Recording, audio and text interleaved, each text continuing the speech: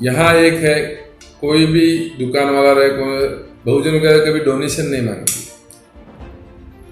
कभी 1 रुपए का पावती बहुजन विकास आघाड़ी के नाम से नहीं फटता है।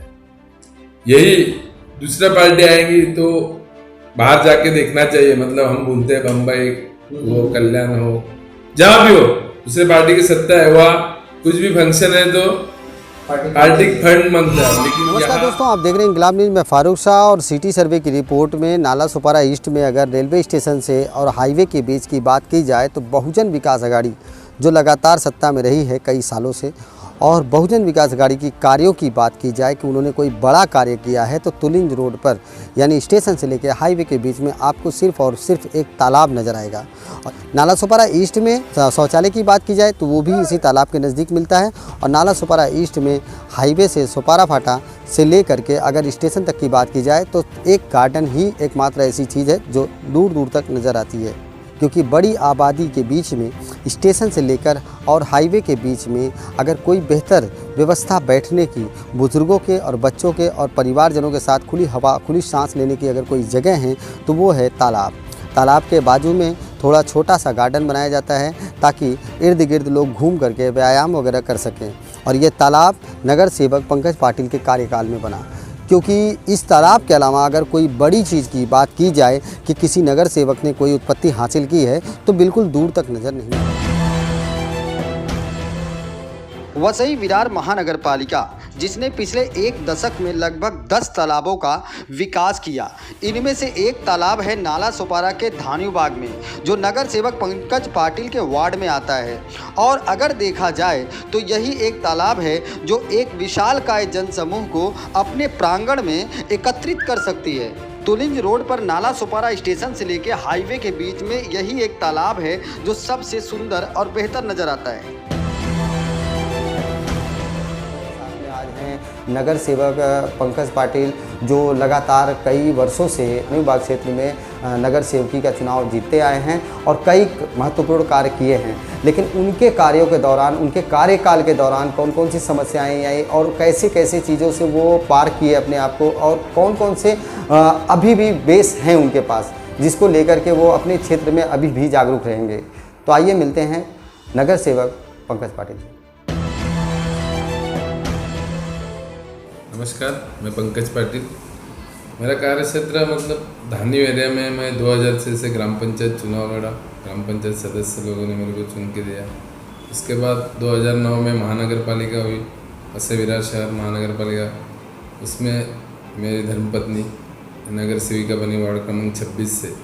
उसके बाद 2015 में जो चुनाव आया उसके बाद पार्टी ने मुझे टिकट दिया, मैं नगर सेवक बना। यहाँ के जनता ने मुझे भारी वोटों से चुन के दिया। हमारा इधर का जो लोकल पाड़े थे, तुमने जादव पाड़ा हुआ, 12 पाड़ा हुआ, ये सब एरिया में जाने के लिए रास्ता नहीं था। लोगों के लिए स्मशान भूमि हो या जो बाहर से लोग आ रहे थे यहाँ बस रहे थे, उनका घरपट्टी का विषय था। मतलब ऐसे बहुत सब्जेक्ट थे। पहली बात तो जब भी ग्राम पंचायत थे तभी बजट एकदम कम था तो इतना काम कर नहीं पाए, लेकिन जब महापालिका आई तभी ऐसा लगा कि अपना काम, अपन जो सोचा है वो काम सब हो जाएगा। और जो पार्टी से जुड़े थे, बहुजन विकास आघाड़ी लोकनेता हितेंद्र ठाकुर, इनका विजन है लोगों का काम करो, लोगों के साथ रहो। तो ये पार्टी में वैसा हमको इतना मौका मिला। वार्ड क्रमांक 26 था जब भी पूर्वा पाटिल नगर सेविका थी मेरी मिसेज, तो 25 करोड़ का काम 5 साल में हुआ था। मतलब उसमें इतने बड़े बड़े तालाब डेवलपिंग का हुआ, स्मशान भूमि का 55 लाख का काम था। ये गाँव देवी मेन रोड से जादवपाड़ा रोड था, उधर पैदल जाते थे लोग, वो रोड बनाया, डामरीकरण किया। गाँव देवी से आगे 12 पाड़ा जाता है। मतलब ऐसे बहुत बड़े काम किए।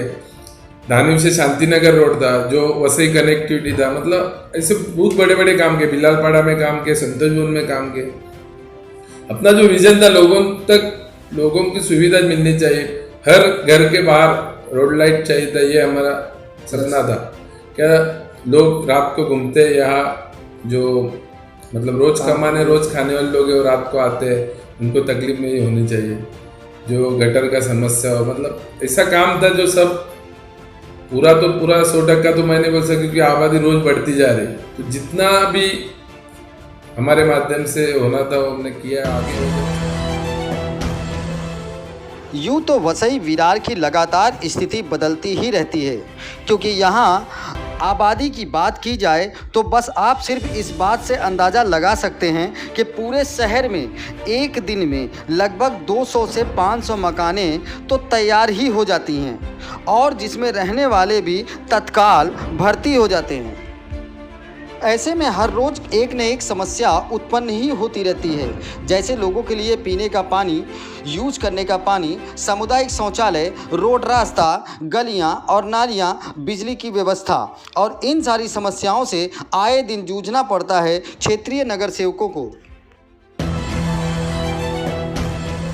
ये आगे 2006 में जब ये ग्राम पंचायत चुनाव लड़ा तभी 7,000 लोक संख्या थी, उसमें 11 मेंबर थे 7,000 लोक संख्या में। अभी तो लोक संख्या देखी जाएगी तो कम से कम धानी परिसर में, मतलब वार्ड क्रमांक 42 अभी आता है, 41 आधा आता है और 73 आधा आता है, उसमें कम से कम 1 लाख के ऊपर लोग रहेंगे। पानी की समस्या थी, वो माननीय लोकनेता हितेंद्र ठाकुर के माध्यम से मतलब 90% पूरा हो गया। अभी रहे गटर की समस्या, क्योंकि रोज बांधकाम होते हैं, रोज नए आदमी आते हैं, तो वो समस्या ज़्यादा है गटर की। और आने वाले दिनों में ये भी हम पूरा करेंगे, क्योंकि जो काम करना है वो हमें ही करना है, बहुजन विकास आघाड़ी के माध्यम से ही करना है। लोकनेता हितेंद्र ठाकुर हो, युवा आमदार सतीश ठाकुर, अभी युवा आमदार राजेश पाटिल जो बोईसर के, वो भी इतना टाइम देते हैं कि लोगों को हर प्रॉब्लम का उन्होंने सॉल्व करने का सोचा। जब भी वो मतलब उनके पास जाए, हम जाते हैं या कार्यकर्ता जाते हैं, वो मिलते हैं, उनको समझाते हैं, इंजीनियर से बात करते हैं। मतलब ये आमदार भी बोईसर के हमें जो मिले वो बहुत ही एक्टिव है, उससे हम लोग को भी प्रेरणा मिलती है, क्या लोगों में जाए काम करें। तो देखा जाए नगर सेवक पंकज पाटिल के वार्ड का क्षेत्रफल काफ़ी लंबा चौड़ा है और इसमें समस्याएं भी काफ़ी वर्षों से पड़ी हुई हैं। उन विषयों पर उन्होंने क्या कहा, उसे भी सुने। नहीं, समस्या का हमारा 1 साल कोरोना की वजह से गया, उधर पाइपलाइन का काम करने का था, पाइप का काम आधा था, इसके लिए सड़क बनी नहीं। आने वाले ये 10-15 दिन में पाइप का काम पूरा हो गया उधर, मतलब पानी चालू भी हुआ। अभी सड़क का काम उधर खड़ीकरण का वो टेंडर पास है, मतलब पाइप डाला था और पाइप पानी चालू नहीं हुआ था, अभी खोद देंगे, इसके लिए सड़क हुआ नहीं था। गटर का 2-3 मुद्दा है, काम तो बहुजन विकास आघाड़ी से माध्यम से होने वाला, कोई नहीं आएगा। मैं लोगों को यही कहना चाहता हूँ, क्या अभी तो कोरोना आके गया, तो उसमें कौन आपके पास आया? बहुजन विकास आघाड़ी आई या कोई आया?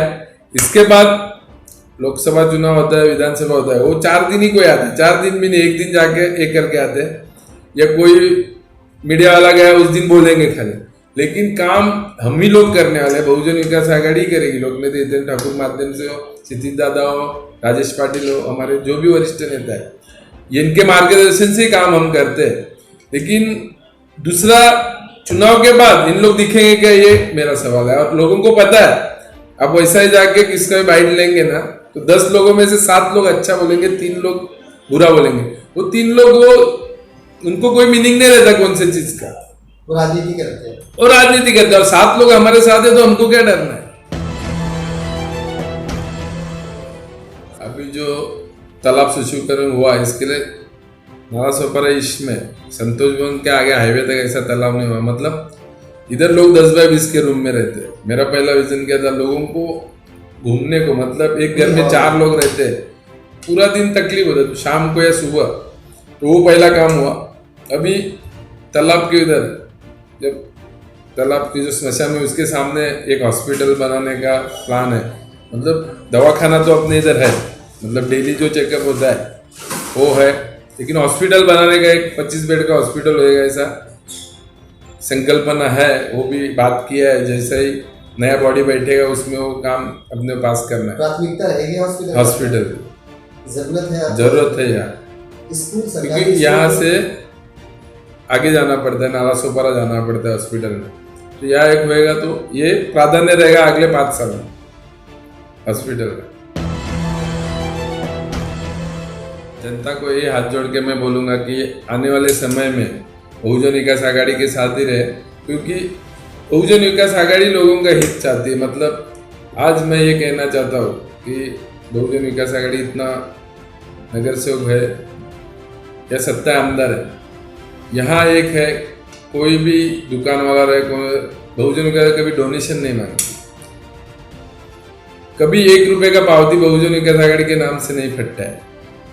यही दूसरा पार्टी आएंगी तो बाहर जाके देखना चाहिए, मतलब हम बोलते हैं बम्बई हो, कल्याण हो, जहां भी हो, दूसरे पार्टी की सत्ता है, वहाँ कुछ भी फंक्शन है तो पार्टी फंड मांगता है। लेकिन यहाँ आज तक जितने भी, मैं तो बोलता हूँ, जितने भी यहाँ दुकान वाले हो, कोई भी हो, 1 रुपए का भी डोनेशन उन्होंने पार्टी के नाम से दिया है या कोई जबरदस्ती लिया है, ये कहना चाहूंगा। और लोगों के साथ जो जुड़े हैं, लोगों ने भी उनके साथ ही जुड़ना चाहिए। और लोग है यहाँ, मेरे इसमें तो मैं 5 चुनाव लड़ चुका हूँ, मतलब लोकसभा और विधानसभा, ये एरिया में 70% के कम आज तक वोट नहीं मिले बहुजन विकास आघाड़ी को। और आगे मैं तो जाऊंगा, अभी पानी हुआ तो ये 80% कैसा होगा ये देखूंगा। और बहुजन विकास आघाड़ी को इधर से जो भी उम्मीदवार रहेगा वो तो चुन के आने वाला है, कितना ज्यादा वोट चाहेगा वही देखना है।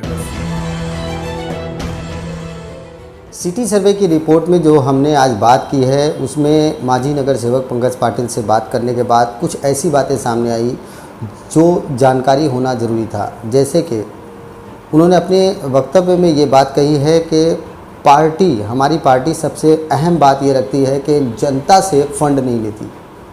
लोकल जनता जो यहाँ रहती है वहाँ से कोई फंड, कोई पावती नहीं, किसी प्रकार के, अब किसी के पास कोई पावती नहीं है। क्योंकि अन्य क्षेत्रों में अक्सर ये देखा गया है कि कोई भी राजनीतिक दल या कोई भी राजनीतिक पार्टी जब जीत कर आती है तो वो अपने एरिया के लोगों से अपने छोटे मोटे प्रोग्राम के लिए भी फंड इकट्ठा करती है। लेकिन बहुजन विकास आघाड़ी का आज तक इसका कोई रिकॉर्ड नहीं है कि वो किसी से फंड मांगे किसी प्रचार प्रसार के लिए या फिर किसी प्रोग्राम के लिए। दूसरी बात आती है कि अपने कार्य क्षेत्र के दौरान शुरुआती दिनों में जिस हिसाब से लॉकडाउन लगा और उसमें लोग काफ़ी प्रभावित हुए थे, उस प्रभाव को रोकने के लिए पार्टी ने कार्यकर्ताओं का बहुत बड़ा इस्तेमाल किया था। श्री हितेंद्र ठाकुर जी का अक्सर ये कहना था कि मतलब पार्टी के कार्यकर्ताओं पे ज़्यादा ध्यान दो। हर एक नगर सेवक को ये बात कही जाती थी, लेकिन उन बातों का फ़ायदा लॉकडाउन के दौरान देखने को मिला। क्योंकि जब लॉकडाउन का दौर आया तो कार्यकर्ताओं की एक ऐसी टीम मिली बहुजन विकास आघाड़ी को, जिस टीम ने पूरे काम को हाथों हाथ उठा लिया और बहुत बड़ी समस्याओं का समाधान होने लगा।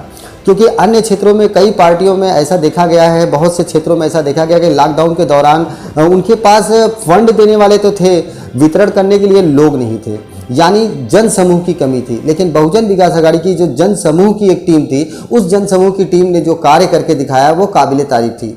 तीसरी बात ये आती है कि अगर हाईवे से लेकर और सुपारा फाटा तक, यानी देखा जाए तो आज तक बहुत से वार्ड आते हैं और बहुत से एरिया आते हैं इन क्षेत्रों में, लेकिन किसी भी नगर सेवक ने इन बातों पर ध्यान नहीं दिया था कि यहाँ पे अहम चीज़ किस चीज़ की ज़्यादा ज़रूरत होनी चाहिए।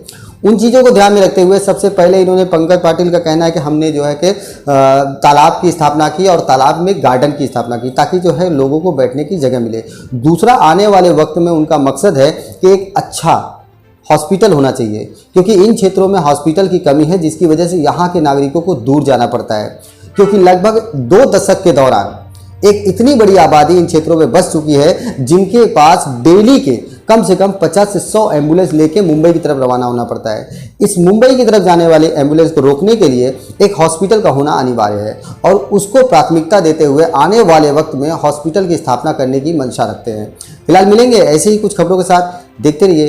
आ रहा हूँ मैं उन लोगों का जो लोगों का तमाशा बना है, जो कोरोना काल में चुप बैठे थे, अब जैसे कोरोना काल जैसे ख़त्म हुआ वैसे ही आ गए अपना तवा गरम करने के लिए। इस चुनाव में मालूम पड़ेगा कौन कितने पानी में है, उसका पूरा खुलासा करूंगा मैं। नमस्कार, आप देख रहे हैं इनकिलाब द फायर। मैं उमेश जामसंडेकर लेकर आया हूँ आपके मन की बात, सच्ची बात, आपके दिल की बात, सच्ची बात, सच्ची बात, सच्ची बात। देखना ना भूलिए, सच्ची बात।